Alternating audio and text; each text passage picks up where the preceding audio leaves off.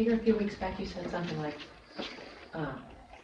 the details of experience are few, but experience is vast, or something like that. Do you remember that? Doesn't sound like something I would have said. Well, what about it? I just liked it. I thought if you want to say any more about it. Fired. Well, reality has no limit to the dimensionality that it has. There's no limit whatsoever to the ways it can be engaged with, the ways it can seem to be. The sort of experiential meta-environments it can seem to occur as experientially. No end to it whatsoever. But any and every one of those has infinite details, and the details have infinite details, and the details of the details have infinite details. So it's infinitely fractal.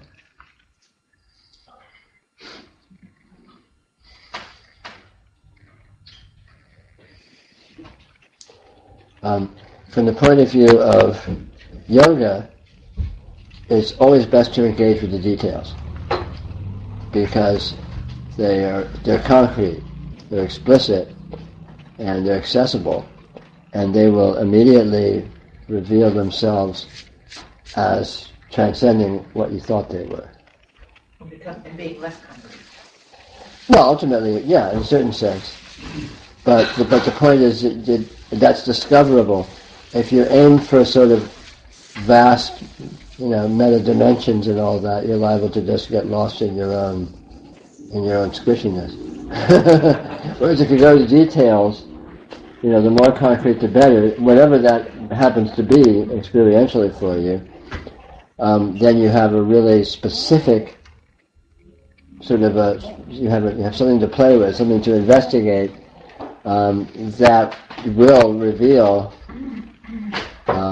the nature of reality. Because the wonderful thing about reality is its nature is completely revealed in any and every aspect of itself. So it is completely displaying what it is and how it is in every single aspect of any presentation that it presents, in any level, in any dimension, any degree of seeming specificity or amorphousness or anything. Doesn't matter.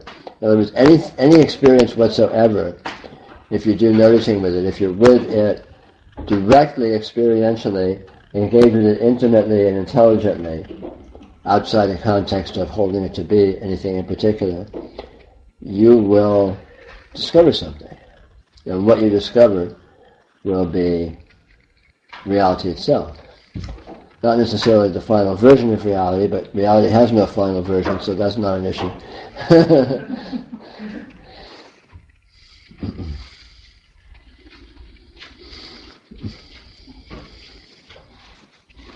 It's always best to work with specifics, work with details, work with relatively concrete experiential presentations. And that also will tend to keep you from spinning off into fantasy so easily.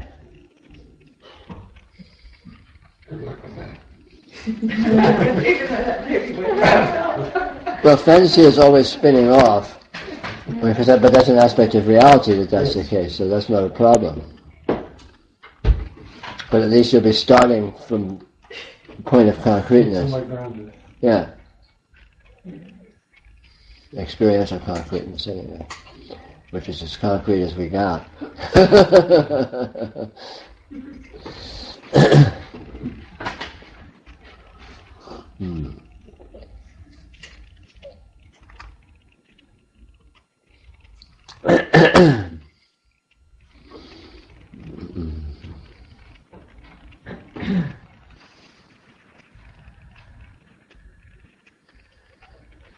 The thingness, though, the detail is not thingness, it's suchness. Well, it reveals it. It may present as thingness, but it will reveal suchness. That's the whole point of noticing. Noticing moves from thingness to suchness. And your starting point will always be some degree of thingness, and through genuine noticing, some degree of suchness will be revealed. Technical terms. I need help with that technical term. I've never understood suchness. I see it in front of me. It's actually one of I don't know what they're talking about. Well, in some Buddhist tradition, there's some word that is translated as suchness, which refers to the intrinsic actuality of what any and everything is, in distinction with what it may seem to be more superficially. Okay. So the reality of the thing. Yeah, and maybe not the ultimate reality, but in that direction. You don't fall into reification. Yeah. So noticing, any kind of noticing, typically you're starting from some degree of thingness, and it will, by virtue of the fact of it being noticing, by virtue of the fact of it being, intelligent, intrinsic experiential engagement outside the context of an interpretive framework, will tend to transcend what your starting point had seemed to be, and will reveal some, more profound, more radical aspect of what is actually present as the experiencing of that, which is the technical term suchness refers to, more or less. No, it's fine. I have no problem with technical terms. Okay, well, it's just not everyone speaks the same technical languages. But all this, if you can't say what it is, yeah, that's suchness to me. Yeah, sure. Right. But then we start calling things chairs and floors. Yeah.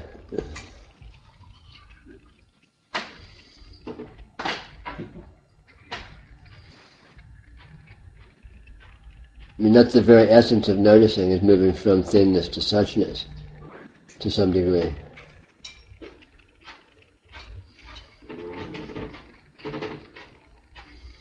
And the very nature of this yoga is to progressively, relatively, move from orienting your experience in terms of some degree of thingness to orienting your experiencing in terms of more degree of suchness.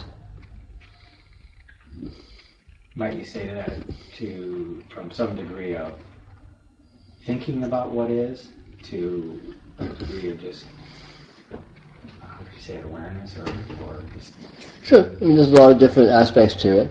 And the whole point of this movement from a starting point into a more profound, experiential engagement is one learns a lot about both extremes.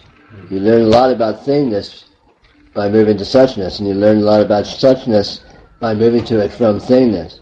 And so ultimately it's integrated. It's not that suchness is good and thingness is bad. It's that we generally, our starting point spiritually is we're very familiar with thingness and we're not very familiar with suchness.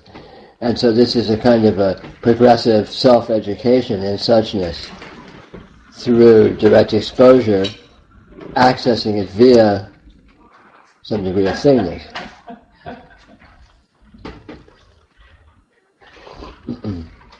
How can you be sure that all the thingness is out of your perception? So it's not a matter of being sure. You play with it and you develop skill, you develop trust, you develop a sense of it.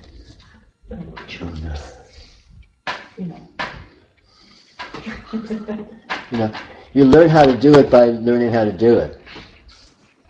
And you learn how to control the quality of it you learn how to do it well by doing it not so well, or by doing it arbitrarily, and you gradually develop a sense or a framework of wow, this is really happening here. Something's really going on, and that happens a few times, and then you get that can happen, and you can differentiate that from other degrees or qualities of it happening, and then you build up an experiential context of relating to your experience in different ways. And then, you're basically learning, you're developing a skill of being able to navigate how you are with your experience. From a totally, technical term, ignorant framework, a totally spiritually unevolved framework, which of course doesn't exist, you don't know that you can navigate your experience, and you're just a patsy being thrown around by experience, which is the fantasy of an ultimate ignorant person. Spiritually is like that, and this is developing some degree of discovery that it is possible to be with your experience in different ways or with different kinds of engagement.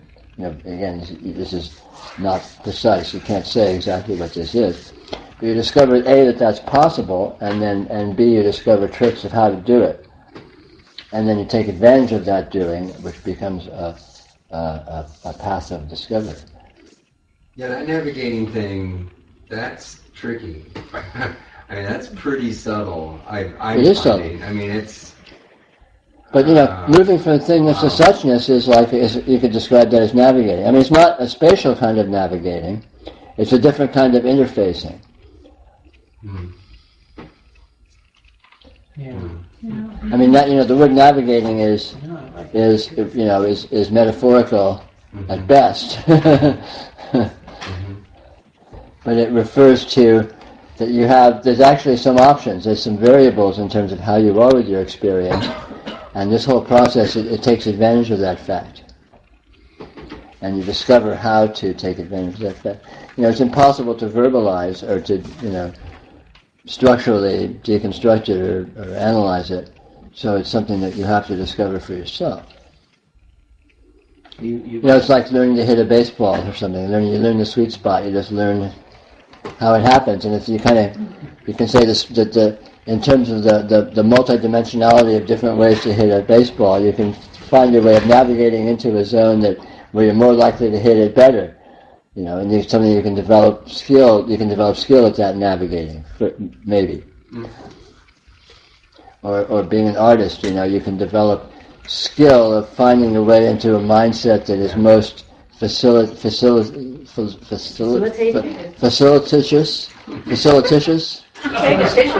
It works for me. to do your art, and you come upon this through experience, through trial and error, or through stumbling on it, and you sort of, or a musician, if you're a performing artist, you can discover, at first it's sort of hit or miss, and you go on stage and you get stage fright, and you just sort of do your thing more or less mechanically, or whatever. But after a while, you learn how to sort of, relax into a zone or something to some extent, where you kind of, you sort of prime the pump in terms of being in some kind of an experiential mode of being with the event, which makes it work a little better or something. I mean, to the extent you can. And this is all very analogous. This is kind of a meta version of that. It's not oriented around a particular activity so much as oriented around experience itself. The fact that you can be with experience in different ways, begs the question of, well, what are my options here? What's the more primal ways of being with my experience? What are the more comprehensive ways of being with my experience? What are the more universal ways of being with my experience? And you can ultimately find a perspective, or perspectives, or let's just call them modes, that somehow is much more inclusive than some other modes. And again, all of this language and this imagery is very imprecise. But nonetheless, experientially, this is doable. And this is the whole essence of this yoga. Seems to me that you learn to unlearn. In a way, yeah, sure. And then once you learn to unlearn, all learning becomes different. But it's just once you get that first skill or step, it's not even a skill, then everything else is just learning. Sure. Yeah. I mean, that's one way to model it, but again, it's kind of also equally loose. It doesn't say anything. Yeah. Well, any way you say it's going to be loose. No, yeah, sure. I mean, again, ultimately you have to find the actuality of it through discovery, through first-person experiential engagement, and then, all of this very vague imagery makes sense to some extent. One way I might play with it would be like discovering the resource of energy reality. Sure. not as something that you try to manipulate, but that's something that comes in, so to speak. Sure. You know, But being able to navigate to a perspective where you can experience it as that more nakedly, let's say, is kind of what I'm talking about. Yeah, it sort of seems to have been happening in phases to me. A number of years ago, I might have said that I had a lot of control in my life. I can make this happen, I can make that happen, and then later, I guess my practice, and especially after meeting you, I came to a realization I have no fucking control. I'm just totally in the river, and the river's going downstream, and that's where we're all going. But then, somewhat and then somewhat recently, I get the sense that I can sort of paddle a little bit, left and right, Yeah. So it's a terrible metaphor, but, so there's some navigation, sort of, as it were. Yeah, there's lots and lots of phases of what this seems to be like, and what your relationship to it, so to speak, seems to be like. And this endlessly progresses. It always seems to be different, and you stumble into a new way that it seems to be that it didn't really seem to be before. And then for a while, more or less maybe, and then another new way and so on, and it just endlessly progresses. What it seems to be and the way it seems to be. There's a sort of a dominant, more or less loose paradigm, sort of may be in evidence or may be persistent or apparent for a while, but then they all ultimately melt away into a new version.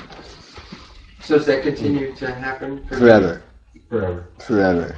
More and more subtle kind of planes. Mm. It's the nature of this. This is what this is. Mm. That's what this is with itself. I mean, you settle into its mode, and that is its mode. Your mode becomes its mode in realization, and then its mode, of course, is its mode and continues to be so. Mm. And its mode is this continual unfolding to itself.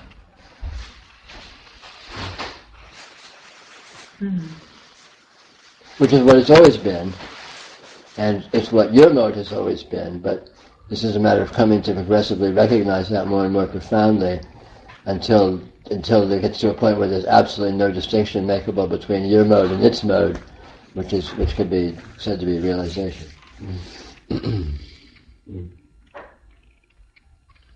Amazing. It is amazing. It's truly amazing.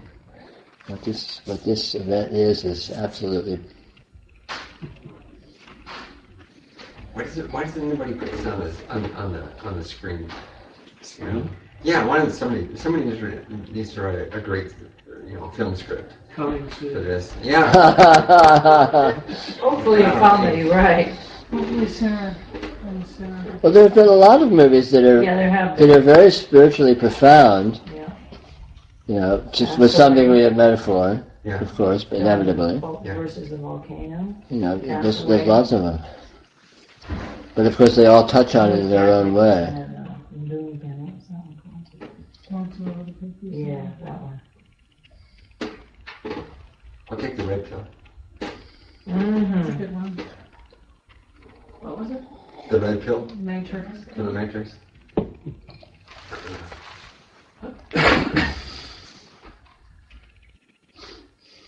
Yeah, actually, there's a lot of films right there. That did that. There's all kinds of art. There's been human expression since prehistoric times that directly reflects this, and of course, by many measures, that's an index of the greatness of art. The greatness of expression is the degree to which it embodies some profundity in this amazing condition.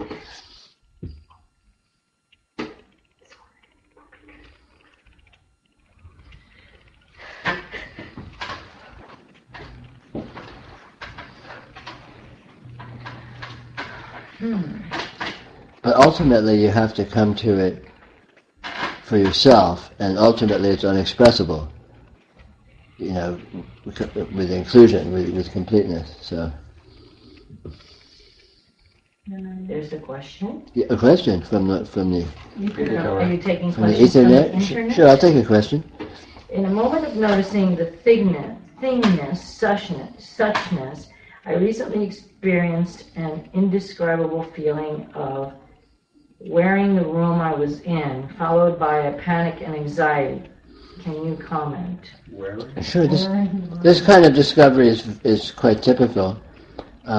You discover that your experiential perspective can be seen, and I don't mean seen frivolously. I mean it can really be experienced as being radically different than any particular way you're used to experiencing it. And when you discover this, up close and personal, especially at first or in early days, so to speak, it can be very disorienting and shocking, and can inspire fear or disorientation or all kinds of different degrees of extremity of reaction. But of course, with familiarity, you ultimately get to a point where you begin to cultivate this and discover this, you discover again that, we've been talking earlier, I guess if you heard this, talking earlier about, navigating within your experience or discovering you have some degree of mobility in terms of how you sit within your experience, how you relate to your experience, how you interface with it. And through navigating, being with it in different ways, and during the course of which it reveals itself in, drastically different perspectives, you discover a great deal about what you are and what this is, and you become it becomes much less traumatic to do so. I mean, you develop a greater fullness of experience with how variably this can present itself. It can present itself so radically differently, and it's no big deal. Sometimes the world disappears, sure. Sometimes the world is me, sure. Sometimes I'm in the world, sure. Sometimes there's other people, sure. Sometimes everything's a figment of my imagination, sure. Sometimes this, sometimes that. There's all these different perspectives, and they're all experienceable, as actual. I mean, as actual as any perspective you've ever experienced. They are just another mode of normalcy. And when you have that experience personally with enough frequency, you get very comfortable with how weird and how drastically different this can appear, and it's no big deal. I said, okay, yeah, sure. Endless weirdness.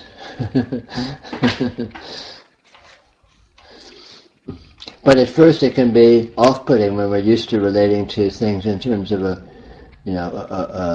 kind of a frame of reference, or just sort of a sense of feeling tone of the way things are, and you experience a way things are that seems to be more or less radically different than that, and there's a kind of a, whoa, wait a minute, what just happened?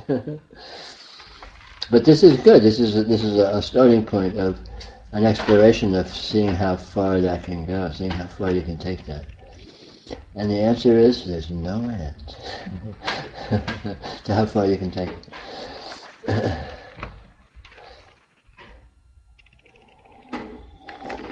At the other end of the spectrum, and particularly in certain Buddhist practices, there's a trap of finding your way into bliss. Oh yeah. And bliss becomes sort of an addictive experience. Oh yeah. Oh, there's all these kinds of things. Bliss is a big one. Nothingness. A lot of yogic traditions, they try to experience sort of some kind of absolute nothingness, and they hold that to be an absolute condition, and they're completely, feeling great about themselves because I was in absolute nothingness for 3 days. It was wonderful. As if that was a good thing, as opposed to just another possible mode, and so on. And so holding any condition as being superior to another condition is a sign of relative spiritual immaturity.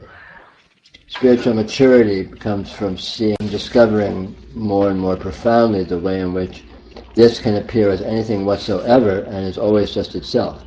So no particular way of it appearing, which when I say appearing, it's comprehensive, experientially, is any better or worse than any other way it appears. Which of course is the very nature of liberation, because when you know that absolutely, then you couldn't care less what it looks like, i.e. what happens, what seems to be, where you seem to go. The bliss is You know, it's Nice. it is. It is. It's quite nice. This is very common. You know, the vast majority of spiritual traditions, explicit spiritual traditions in the culture today are oriented towards, you know, there's all the bhakti traditions and people get together and they sing the kirtan and they all have tears streaming down their faces and their hearts are open and they're feeling the love and, oh, I love you, everything's so beautiful. It's just another kind of a bliss, and it's wonderful, sure, but it's no more or less wonderful than anything. And the bliss is wonderful, and the nothingness is wonderful, you know, and all the incredible detail of precision is wonderful. All these modes are wonderful.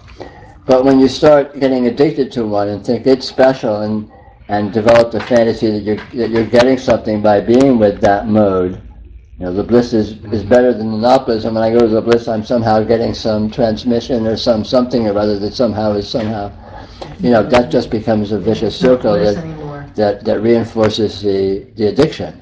Yes. It's just another addiction. Yeah. Being addicted to any state is bondage. Simply, any state whatsoever. Any experiential framework, any experiential condition, any experiential state is bondage. There's nothing wrong with the states. They're all, bliss is great. By all means, go hang out in bliss all you want, but don't develop the fantasy that you're getting anything as a result of doing it. It's great. I mean, if you like it and you can go there, go there. Go wherever you like. You know, you like to sit in a quiet room reading a book, do it. You like to go partying, do it. You know, you like to go out drinking, do it. You like to be an ascetic and meditate, do it. It's all good. But don't cultivate the fantasy that you're actually getting anything as a result from doing it. Because that just energizes a subtle, you know, frame of reference.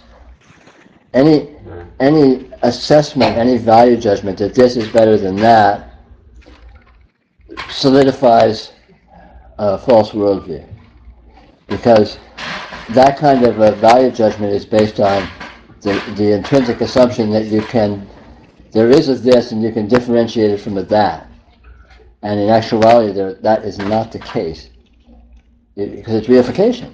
Right. You know, no matter how subtly it is, it's still reification. And reification is taking something which is transcendental and turning it into something which is not, which is specific. Transcendental by its very nature, it cannot be defined, cannot be made specific, cannot be held to be this or that. And so holding anything whatsoever to be this or that, which of course is the basis for any kind of discrimination, is a symptom of not being with the actual condition, which happens to be transcendental. Transcendental isn't a good thing, it's just the real thing. It just happens to be what this is. And so being with anything other than that is being with delusion, being with fantasy. Because you have to imagine some non-transcendentality, because you can't actually find it. So if you think you found it, you're imagining it. You're creating it.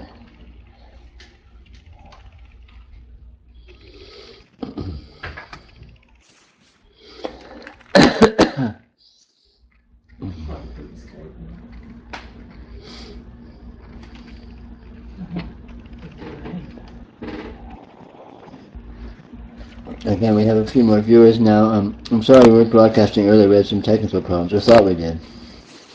Same thing. Yeah, we figured it out. A lot of delay. Gosh.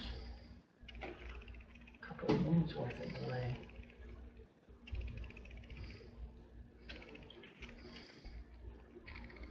You asked earlier, Nancy, about how can you tell if you're going into imagination. And the sign always is, if you think you know what something is, that's a sure sign that you're in imagination. That's not really what I meant. But so, okay, I'm looking at the cup and I'm not experiencing any thoughts, and I sense the cup is full, if that makes any sense. And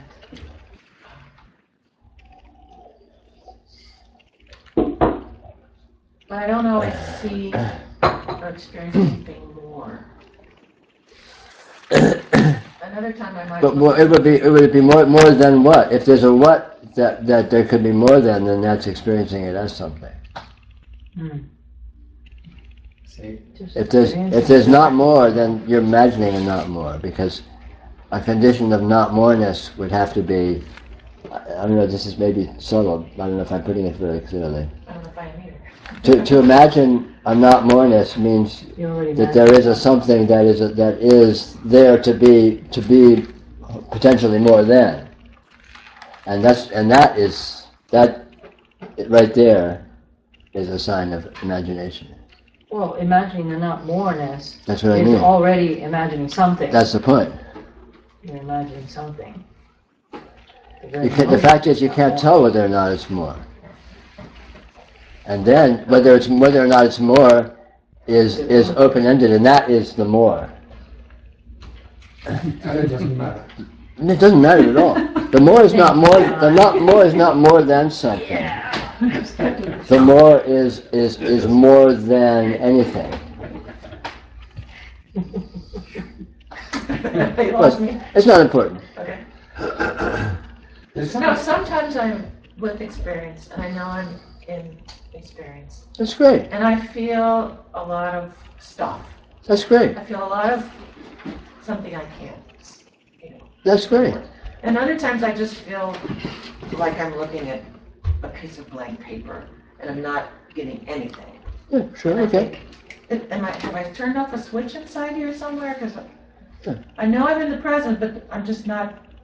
Nothing's But coming. the fact that you're being with your experience and you're even aware of these different modes, that's the whole point. That's great. Just do that, and just by doing that, you will develop, progressively more and more sensitivity, more and more subtlety, more and more of your own sophistication with being able to be with that in a greater range, let's say, or a great, whatever. I mean, you can't say what will happen, but just by being with it, the fact that you have that much awareness with it is 100% of the But does it ballgame. ever happen to you where you just Blank. Yeah. you're just blank? There's just nothing coming in. It's just. Well, no, it's It's like never that. nothing. but this is not nothing. It's ever never nothing. If it's a cup, it's not nothing. But even a blank, yeah, I'm sorry. Even a blank is something. Hey, yeah, I mean, You know what I'm but talking about? isn't that what it is? It's like somebody turned off the switch. I know It's exactly. like sometimes there's like a flow, and other times it's just like that. But you can be with that quality. But that is Good. something, That's another noticing it. It's Yeah. just thinking that shouldn't be, I don't or know. thinking that It it's should be nothing. not. Right. But that's I what it interpret is. what he Like just you're making said. a distinction, I so. interpret what he says as, okay, there should be more in other here, and I'm not getting it. Where is it? Oh, I see. More Is that it? misinterpreting the no more and other. Probably. Yeah, I think Peter, that's what you should expound upon. I mean, I'm sure this isn't even closely to what you're talking about, but I find myself driving down the street, and I'm really trying to be a careful driver and watch what's in front of me, and occasionally I have a thought in my head, and I realize I am gone. I am not there. I am at your blank piece of paper, if you will. And it seems to me that's exactly what it is. To me, at those times. I mean, yeah, granted, I'm not a very good driver at those moments, but But maybe you I'm in a it's different automatic. reality. I mean, I don't know how else to put it. And the other thing that is disturbing is, at a time like that, other time I'll look back here. There's nothing there. It's like, oh my God. Do I have dementia? Or am I just getting really spiritual? Because I just look behind me, like follow your thought back. And there's just Nothing. there's nothing.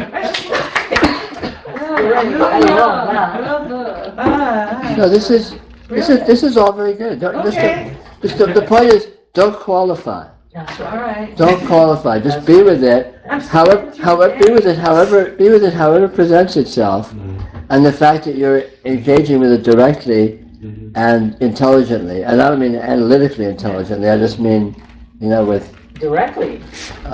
is 100% of the point. I feel like sometimes I don't know if it's spacey, but it's like I get through the day and I look functional. So it must be okay, but. But you have to understand, there's all these different modes, and they're constantly presenting nanosecond by nanosecond of cluelessness and deep insight and comprehensiveness and monomania and this, and I'm just like, it just flashes, and if you're sensitive to your experience, you will discover just like, it's like a slideshow of just different weirdnesses presenting, each of which doesn't fit at all with any of the others, and all of which seem to be something. And yet none of them are anything. None of them are true. None of them are actual, and none of them are even coherent. Because if you look at them closely, you can't even. They sort of feel as if they were a certain way, but then you look, you can't actually find that way. Yeah. So I mean, it's just that's the whole point. Is that there is no stability. There is no true frame of reference per se. There's just endless modes of presentation, and that is the more another right there. And most of those ways are sort of dull and stupid and whatever, right? They aren't necessarily all spectacular. More another doesn't mean like spectacular light shows and seeing galaxies or something necessarily. It might be more another might just be some total stupid dullness. Yeah. But the fact is that stupid dullness is a major city. I mean, how on earth can that happen? Yeah. It's a miracle. Actually, you can interpret it, if you can interpret it at all, as just peacefulness without the need for an identification and designation and all that stuff. But interpretation is beside this is just irrelevant. That's what I'm irrelevant. saying, though. She's interpreting it, and it's a boomerang back to thinking that it should be something other than what it is. Mm-hmm. But that's noticing, isn't it? What she's Right. doing is noticing. Yeah. No, that's what I said. It's great. I'm in for that statement. I don't have to. Yeah, it's great. Just be with your experience, however it is, and the trick is to just really be with it. Really see what's there, to whatever extent you can. That's just puzzled me from when, like, your first time I heard your talks back at least. Like you say, okay, I look at this table and it just opens up forever. That's a bad way to put it. That just puzzles. Still, sometimes it's just puzzles. Sometimes I'll just look at a table and it's just like I said. It's just like nothing's happening. Does it stay the Not same? opening up. Really? I don't know if it stays the same. It's just. Well, that's the point. Not staying the same is what I mean by opening up. Your experience, if you look closely, you'll notice your experience constantly morphs. Maybe in subtle ways. I don't mean necessarily the table's turning into a bird and turning into a rocket ship and turning into a truck. I think I know what it is. It may sort of seem to have basically the same shape and all that, from a gross description, but your actual experience of it fluctuates, and you notice this, and you notice this brightness, and you notice this texture, and it's like you can think of it as your awareness drifting or your attention jumping around. There's a lot of different ways to put it, but your actual, I'm sure you've heard a million times my recommendation of sitting and looking at a blank wall for 5 minutes. It's the same deal. This is what I mean by, opening up into infinite universes. That may be an extreme poetic way to put it, but it's actually pretty true. But notwithstanding, experientially, I'm just referring to the fact that any experience will be different in the next instant. Even if it's you sitting looking at the same thing for 5 minutes, your actual experience of that looking will be different in many, in virtually every way. Maybe most of them very subtle, but nonetheless, subtly different is a euphemism for completely different. Just look at the flow of experience over the course of a day. You never experience exactly the same thing in any two instants. What you're experiencing now is not what you were experiencing this morning, right? It's not what you were experiencing 5 minutes ago. And it's not what we were experiencing 1 second ago, in fact. And this is what I mean by this endless openness, this endless, whatever, Evolution. Yeah. And if you become sensitive to this quality, this condition, you can discover how powerfully it is that way, and really trip on it. You're talking about a verb. In the beginning, I was a noun, and now. Yeah, but there are no nouns. Oh yeah.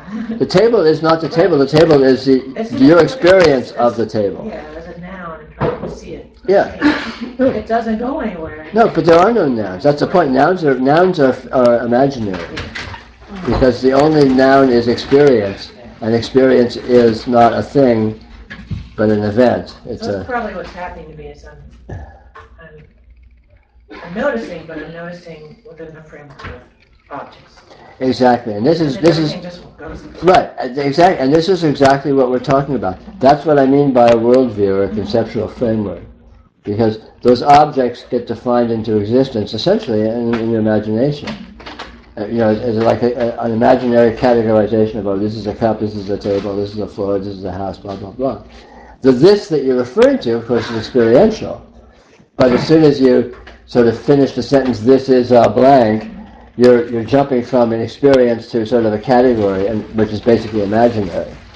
And the trick is you don't need to stop doing that. You don't need to forget it's a cup, but notice the experience of the cup. And then you're with the experience, and even if you continue to classify it as a cup, it's still, you're being with the experience, and then all of a sudden you're with the dynamism, you're with the morphing, you're with where the actuality is. And you'll discover that the actuality has infinite modes. A cup is just a cup, but your experience of that cup will never repeat twice. It's different in every instant for as long as you look at the cup. You could look at the cup for 10 years and you would never have exactly the same experience of it twice. Yeah, that makes sense. Yeah. And this is the point, is to discover experience, to discover what we're in. We're not in a world, we're in a field of experience. We're not surrounded by things, we're surrounded by a field of experience. And then you discover that there is no you to experience. Yeah. The same goes for you, right? Yeah, because you're just another categorization too. And your personality, everything's a categorization. Your personality is a categorization, your emotions are categorizations, your history is a categorization. All these things are categorizations that don't really capture or apply to what's really happening. Which is, of course, what you really are.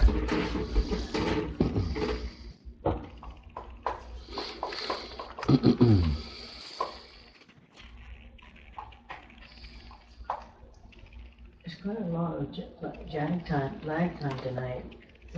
Well, that's good, because that way the online people will get to watch the show even longer. I don't know about that.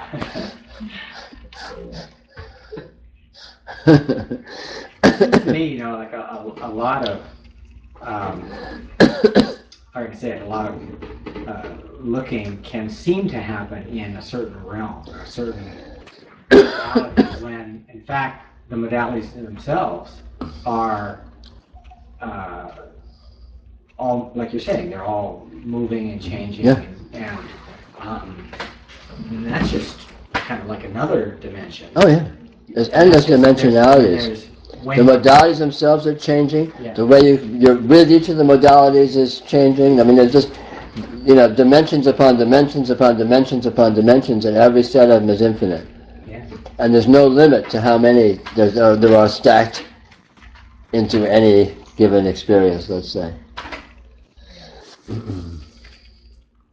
And so, this exploration leads to a development of sensitivity to this range of dimensionality.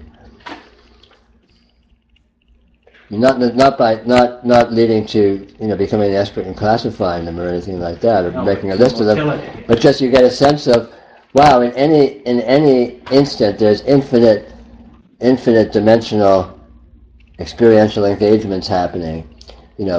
Arbitrarily numbers of which are coming to the forefront, arbitrary numbers of which are receding to the background, and they're smearing together and they're generating new modalities. I mean, it's all, but it's just really getting a sense of how subtle and how rich what is happening is.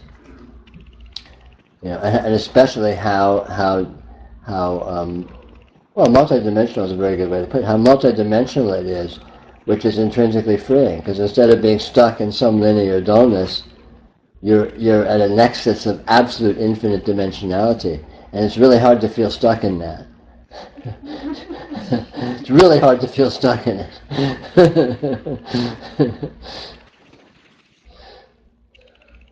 Kaleidoscopically. Oh yeah, infinitely. Movement, and it's constantly moving, and even just Watching all the ways you can navigate it, all the ways. Yeah. It's just infinities on infinities on infinities on infinities as far as you feel like taking it. Yeah. Subtleties of each one of those. Yeah. Oh yeah. Ways of Yeah. Everywhere you look, an infinite set of infinities spits off. You look at any detail, and all of a sudden, woo!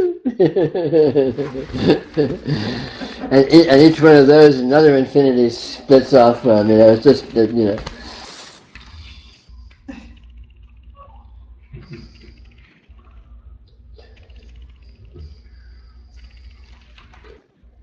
Yeah, Peter, it seems like the problem is when, if I concoct a story about something, Yeah. When you hold it to be something, yeah, when you hold any interpretation to have any degree of accuracy, yeah, you have to do, to really hold that, you have to do an enormous amount of editing and denial. yeah, You have to take this inconceivable smear of experiential, incoherence, and collapse that down to some kind of asserted coherence. yeah, And so you're basically denying actuality, the actuality of experience, in favor of some solidified, quasi-stable version of it. yeah. And that's how you get a you out of the whole process, too. That's how you get any and everything. That's how you get a world, that's how you get a you, that's how you get time, that's how you get space, that's how you get history, that's how you get all the elements that we build our karmic jail cell out of. Yeah, right. And it's interesting, I notice lately when I'm driving around that, my tendency has been to try to look for landmarks, to get a sense of coherence and familiarity. Uh-huh. Lately, it's sort of going in the other direction, where things are less coherent, and even if I see something that I think I recognize, if I actually just look more at it, it kind of opens up and becomes more,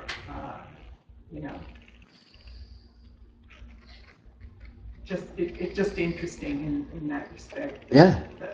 The reframing of referentiality. Yeah. Instead of looking for coherence, to actually look in the other direction. Yeah. Ultimately, it becomes really arbitrary. Ultimately, you can be with things in terms of any arbitrary degree of coherence or any arbitrary degree of incoherence, and it's equally comfortable because you don't actually gain or lose anything by that. It's just, hey, whatever. It's more a matter of noticing that that's sort of what's been showing. Yeah.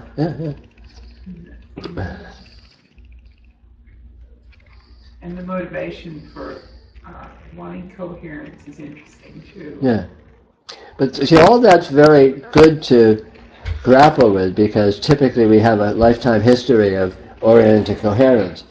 And so exploring and becoming more familiar with degrees of incoherence is typically where the cutting edge goes. We're typically very familiar with coherence. That's been our bread and butter for most of our lives. And so moving into familiarity with degrees of incoherence and the ways of, and then following that, or concurrently with that, the ways in which coherence and incoherence sort of interpermeate, and where the line is, and how that line is sort of very flexible and multitasks itself, and so on. Yeah. But coherence is arbitrary, and incoherence is arbitrary, and you can sort of sit in it anywhere you want, without actually changing anything. Yeah, I think the interesting thing is really having that ability to look beyond those things and see that in fact there's something else that is not anything to do with either one. Yeah. Well put. Suchness. Oh, look at that! It's quitting time. No, it's not. We started late anyway. That's right, we started late. That's not my fault. I was here. Everybody's starting to see how much longer they have to run the match. The second quarter.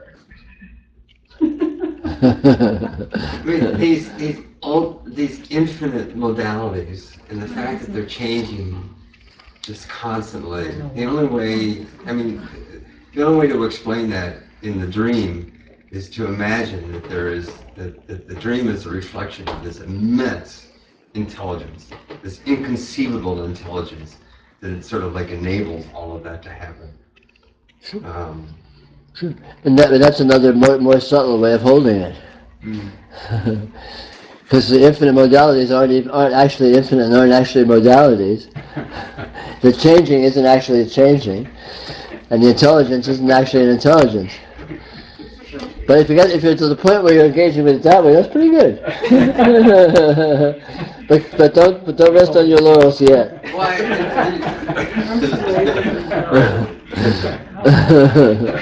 Too much work. Okay, that's a good place to quit. Good night, online people. Sorry we missed the first half.